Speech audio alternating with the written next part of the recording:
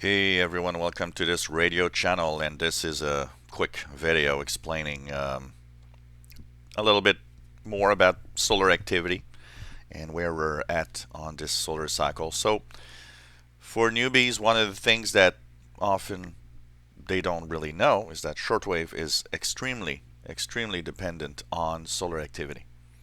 So, the higher solar activity, usually the better the propagation on shortwave bands. Of course, that's when there's no solar flares or geomagnetic fields due to all sorts of, space weather conditions. Solar minimum is upon us. It's really close. We're not at the minimum yet, but we're going down. And one of the things that we could see that means we're going down, I was looking today at spaceweather.com, and they're saying, well, you know what? Something interesting is happening. The sun, yesterday, June 3rd, sunspot number dropped to 0. So the sun is totally blank. And you can see here, current stretch 2 days. So 2 days of 2016 right now with 0 sunspots. If you look at, the previous years, apart from a 1 day here that was probably some kind of anomaly almost, we haven't had days without solar sunspots since 2011. 1 day in 2014, we can kind of just say doesn't really count much. So that means, you know what, we're getting there into that lower solar activity. What does that mean for shortwave? What does it do on the shortwave bands? Well, first of all the stations that you hear that are usually on higher frequencies.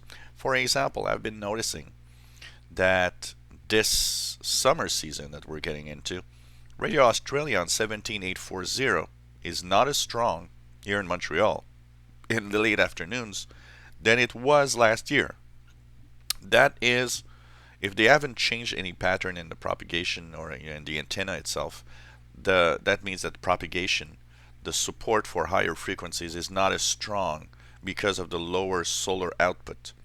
So it means if you were listening to stations in the past few years in high frequencies and notice that the reception isn't that great, well, it has to do with solar activity that is lower. It means that lower solar output, lower solar activity will also mean that there is the ionization of the ionosphere is not as strong. So higher frequencies aren't propagating as well. So propagation will probably be better on lower frequencies. It will the most scary part of low solar activity will mostly be this winter in the evenings, where we'll see the maximum usable frequency probably go down really low. But for now, of course, propagation isn't that bad, and I mean in a solar minimum, propagation isn't 0 either. It just shifts, and you got to adapt to it. And stations also got to adapt to it, and that's one of the things that happens a lot. Stations often don't adapt well to lower solar activity. So stations sometimes will keep high frequencies as if they just don't really care about the change. One example is radio, KBS World Radio, 15575. I mean, that frequency should be changed depending on the season, and it's never changed. So in the winter, it's almost impossible in North America. And in the summer, this summer, it's not very good because of lower solar activity. So, we need good engineers and people that know what they're doing when they're on transmitter sites. So that means you'll favor lower frequencies for your shortwave listening experience.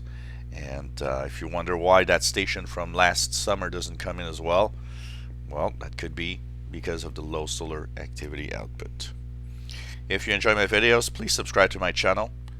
Hope you enjoy the videos, and we'll see what else we can listen to as we get slowly into the low end of some solar cycle 24 already, which was the smallest cycle since 1906.